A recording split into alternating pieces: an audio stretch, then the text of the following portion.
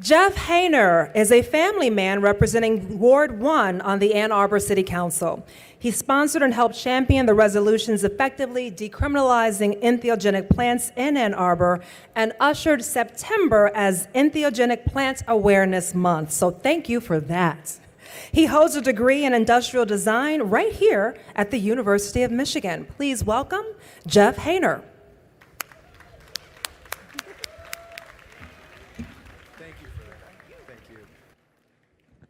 Thanks, everybody, for being here. I'm going to keep this short because nothing ruins a party like politics, I like to say. So, 35 years ago, as a young student athlete at the University of Michigan, I walked across this diag and up these same steps, but it was 4 a.m. and I was tripping. I had just returned from the Wolverine Cycling Club spring break training camp in Florida, where on a morning ride from the back of the Peloton, one of my partners got all excited. He kept pointing over and he said, make a note, make a note. And I hit my odometer, and that afternoon we came back and we filled our jersey pockets with magic mushrooms from a cow pasture in Florida.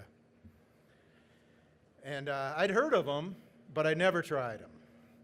But my friend Andrew had, and so he was my guide on that journey. And just as a journey of 1,000 miles, they say, begins with a single step, I got to say my journey of 1,000 insights began with that single dose. Fundamental truths of the universe and nature were revealed to me, and nature had accepted me as part of it, and I accepted my part in nature. I was a changed person, and there was no going back. And that summer of occasional psychedelic use opened many windows for me, and it left them open. I became a vegetarian. I joined the Church of the Subgenius, where we took up serious free speech and something we call frop use. I fully embraced my love of music. I took up a new instrument, and I began looking for opportunities to return nature's favor. It's clear that nature needed help defending itself from the exploitations of the human race, and that we as humanity, and this was in the late 80s, had completely lost touch with nature. It was all about exploiting nature.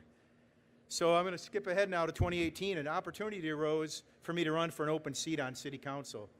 And I took that opportunity in hopes of forwarding the cleanup of the Gelman plume, the dioxin plume that rides underneath our city here. It sits and pollutes our aquifer.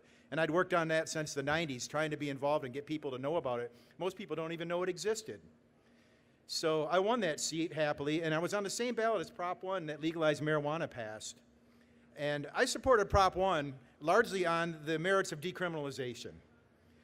So when Ann Bannister invited me to a fundraiser for a group called Decriminalize Nature, I had to say yes. It was a perfect name, because I'd been a supporter of decriminalization since high school. It's criminal what we do to folks. It was another open window to me, and I took it up.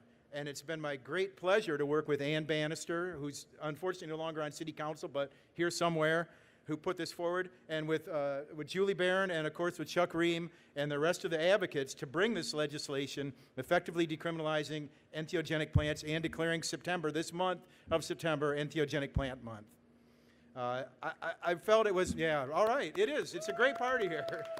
I'm super excited to see so many people here. I can't believe so many people showed up for the first of hopefully many events like this. And it's the least I could do to return that gift I'd received all those many years ago.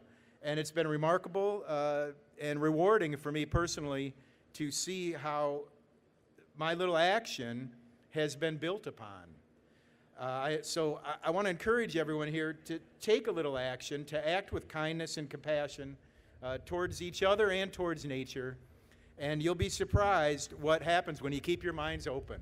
So thank you very much for showing up tonight, and thanks everybody for your support.